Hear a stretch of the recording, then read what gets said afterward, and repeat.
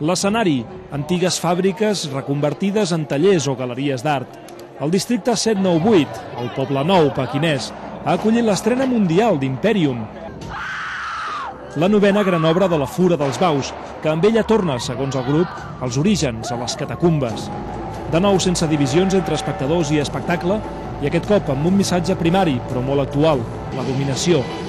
Imperium és una crítica a tota mena d'imperialismes, la submissió i el control, qüestions sensibles en qualsevol dictadura, però que han passat la censura xinesa.